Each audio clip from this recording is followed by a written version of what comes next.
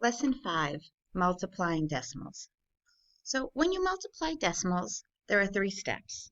So step 1, just ignore the decimal points and go back to the elementary grades when you learned how to multiply. So we're going to put 103, notice I removed the decimal point, times 28. Remember when you multiply, you just take the 8 and you multiply it by the 3, the 0, and the 1, and there's that answer. Then you put a 0 to hold your place value, your spot, and now we're going to multiply 2 times 3, 2 times 0, and 2 times 1, and we end up with this row. We add them together, and we get 2,884. Now, step 3 is where we have to put our decimal point back in. So when we look here, we have 2 places after the decimal point here, 1 place after the decimal point here. So altogether, we have 3 decimal places. So we're going to take the imaginary decimal point that's at the end of every number, and we're going to move it over 3 places. 1, 2, 3. So your final answer is 2.884, or we can read this as 2 and 884 thousandths. All right, so let's practice this. Okay, so where does the decimal point go in my product? And just a reminder, a product is the answer to a multiplication problem. So in example 1, I already did the problem out. So first we removed the decimal point and we did 26 times 8. We got 203. Okay, now let's look at where we put the decimal point. Well, there's 1 place after the decimal point here, and there's no decimal point here. Well, there's always an imaginary 1 at the end, but there's nothing after it. So we only have to move the decimal point over 1 place. So we take our imaginary decimal point here, and we're going to move it over 1 place. So our answer is 20.8, or 20 and 8 tenths. So let's write that as our final answer. Make sure your decimal point is between the 0 and the 8. And now let's check our signs. The signs are different, so our answer is negative. Let's look at example 2. 14 hundredths times 17 hundredths. We're going to remove the decimal points, do 14 times 17, and we end up with 238. Let's see, we have to move the decimal point. 2 places there, 2 places there. So altogether, we have to move it 4 places. So we're at the end. So let's see, let's move this 4 times. 1. So every time you jump around a number, that's 1. So 1, 2, 3. Now I have to go 4, but there's only 3 numbers. So I'm going to jump my 4th place value, and I'm going to add a 0 to hold the place. So we have 0.0238.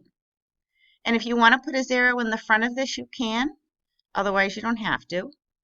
And let's look at our signs. A negative times a negative is a positive, so I'm going to leave it just like this.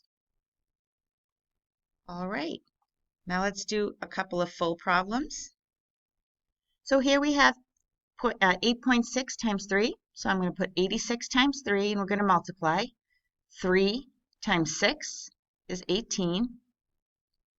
3 times 8 is 24, plus 1 is 25. Now I have 1 place after my decimal point, decimal place here, there's none here. So I'm going to move this decimal point over 1 place. Grab it and drag it. And so it is right there. So our final answer is 25.8. And let me go back and check my signs. 2 signs are different, so it's going to be a negative. All right, let's try this. 4 times 6 is 24. 4 times 5 is 20, plus 2 is 22. 4 times 1 is 4, plus 2 is 6.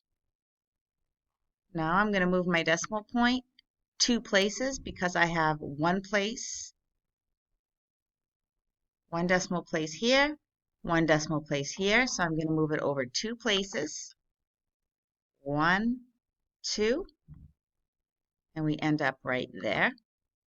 So we have 6.24, or we can read it as 6 and 24 hundredths. And a negative times a negative is a positive. So I'm going to leave it just like that. And I think, let's see if there's one more example. Yep, one more. So we have 0.19.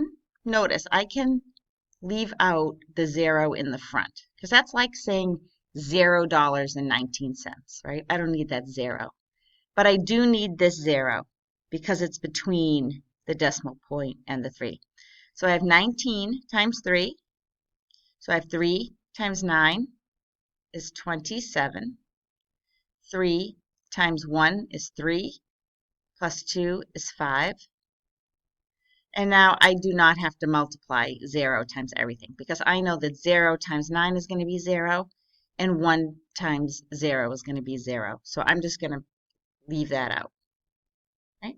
See, so now I have to move the decimal point 1, 2, 3, 4 places.